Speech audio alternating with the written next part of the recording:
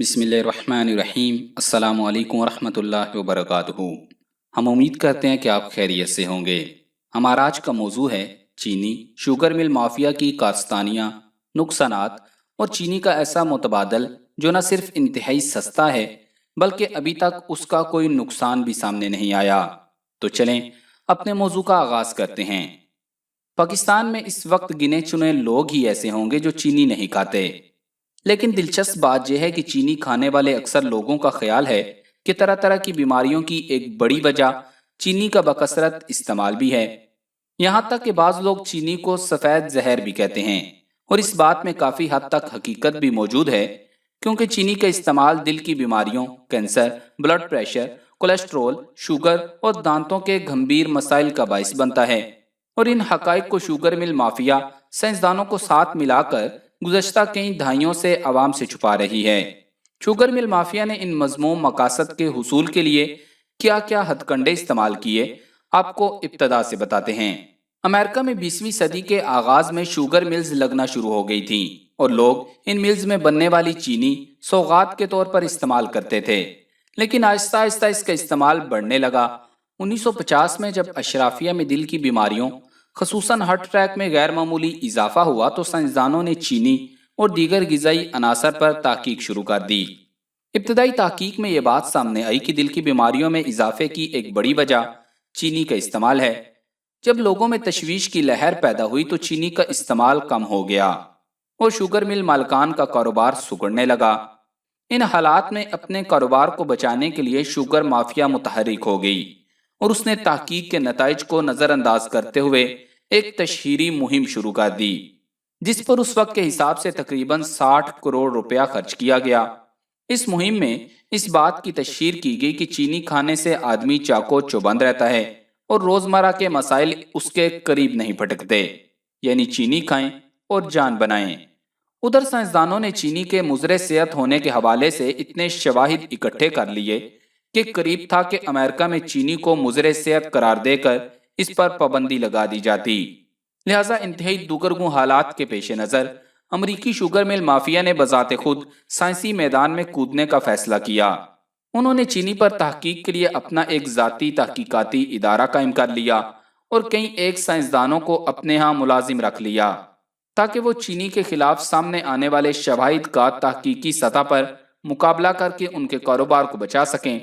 یہ 1960 کی دہائی کی بات ہے، جب شوگر انڈسٹری نے امریکہ کی ایک مشہور یونیورسٹی کے نامی گرامی پروفیسر حضرات سے خفیہ رابطہ کیا اور انہیں پیشکش کی کہ اگر وہ چینی کے بارے میں ہونے والی تحقیق پر شوگر انڈسٹری کا ساتھ دیں تو انہیں ایک خطیر رقم سے نوازا جائے گا۔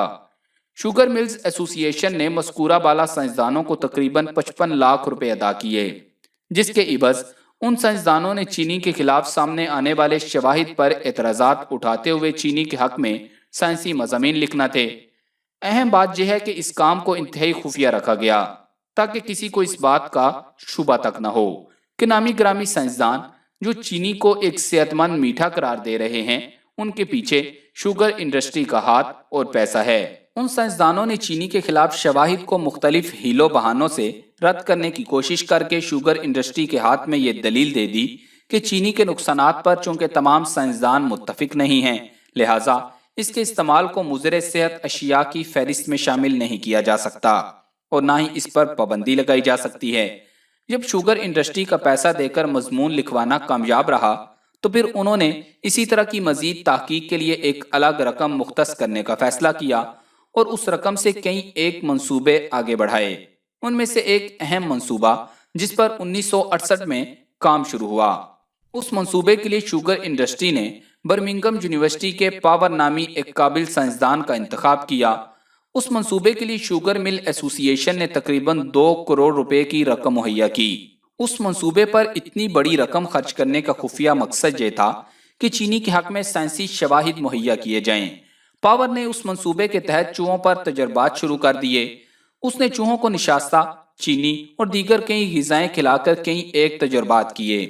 ابتدائی طور پر پاور نے یہ نتیجہ نکالا کہ وہ چوہے جنہیں خوراک میں چینی زیادہ مقدار میں دی گئی تھی، ان کے جسم میں ایسی تبدیلیاں واقع ہو چکی ہیں جو یقینی طور پر کینسر کا باعث بنتی ہیں۔ پاور نے یہ بھی لکھا کہ جس طرح چوہے چینی کھانے سے کینسر میں مبتلا ہو سکتے ہیں، بالکل اسی طرح انسان بھی چینی کھانے سے کینسر کا شکار ہو سکتا ہے۔ جب شوگر مل ایسوسی ایشن نے محسوس کیا کہ یہ منصوبہ تو فائدہ دینے کی بجائے الٹا ان کے اپنے گلے پڑ رہا ہے، تو ایسوسی ایشن نے بغیر وجہ بتائے فوری طور پر یہ منصوبہ ختم کر دیا اور ہر طرح کی رقم کی فراہمی روک دی۔ ابتدائی تحقیق میں جو نتائج سامنے آ چکے تھے انہیں فائلوں میں ہی دبا دیا گیا۔ پاور کی تحقیق کا مکمل بلیک آؤٹ کیا گیا، یہاں تک کہ شوگر ایسوسی ایشن نے اپنی سالانہ کارکردگی رپورٹ میں بھی اس کا ذکر تک نہیں کیا۔ 2017 میں معتبر سائنسدانوں کی ایک ٹیم چھان بین کر کے یہ سارے خفیہ راز سامنے لائی جو پلاس بیولوجی جیسے اہم سائنسی جریدے میں باقاعدہ شائع ہو چکے ہیں۔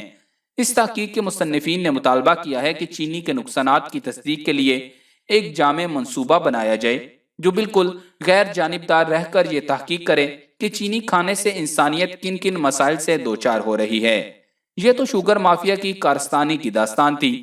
اب آپ کو ایک ایسے پودے کے متعلق بتاتے ہیں جو چینی کے مقابلے میں کئی گنا میٹھا بھی ہے، بے ضرر بھی اور انتہائی سستا بھی۔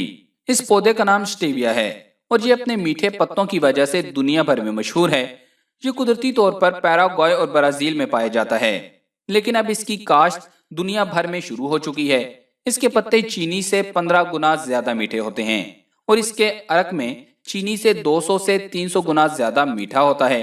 اس میں نشاستہ اور حرارے نہ ہونے کے برابر ہیں، جس کی وجہ سے یہ شوگر کے مریضوں کے لیے مفید ہے اور یہ خون میں شوگر کی مقدار اور بلڈ پریشر کو بھی کم کرتا ہے۔ سٹیویا کے پتوں سے چائے اور مشروبات کو میٹھا کر کے چینی کی سالانہ طلب میں 6 سے 8 لاکھ ٹن کمی لائی جا سکتی ہے۔ اس سے تیار کردہ مشروبات اور کھانے شوگر کے مریض بھی بلا جھجک استعمال کر سکتے ہیں۔ سٹیویا چینی کا بہترین متبادل بلکہ نیم البدل ہے۔ ریسرچ کے بعد یہ بات مشاہدے میں آئی ہے کہ اگر سٹیویا نامی شوگر پلانٹ کے پتوں کو چائے کی پتی کے ساتھ ملا کر پکایا یا دیگر مشروبات میں ملا کر استعمال کیا جائے تو اس سے بالکل چینی جیسی مٹھاس پیدا ہوتی ہے۔ یہ جراثیم کش بھی ہے جس کی وجہ سے ٹوتھ پیسٹ میں بھی استعمال ہو رہا ہے۔ دانتوں کو بیماریوں سے بچانے کے ساتھ ساتھ مسوڑوں کو بھی مضبوط بناتا ہے۔ جلدی امراض اور کیل مہاسوں میں اس کی افادیت بھی تسلیم کی گئی ہے۔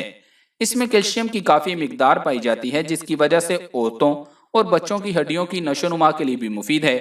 نظام انہضام اور معدے کی تیزابیت میں بھی کارآمد ہے۔ معدے کے السر کو بھی کم کرتا ہے، خون کی خلیوں کو گاڑھا بننے سے روکتا ہے اور خون کی نالیوں کو مضبوط بنانے میں بھی مدد کرتا ہے۔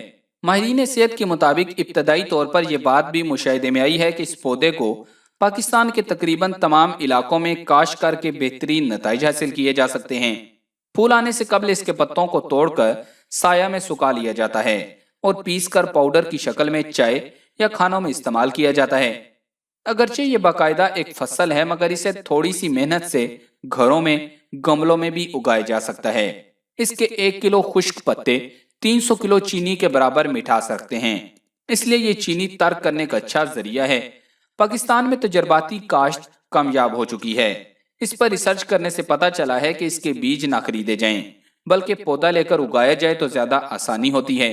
یہ ٹھنڈے علاقوں کا پودا ہے، اگر بڑے پیمانے پر اس کی کاشت کرنا چاہتے ہیں تو پنجاب وغیرہ میں اس کی کاشت ستمبر سے مارچ تک کی جا سکتی ہے۔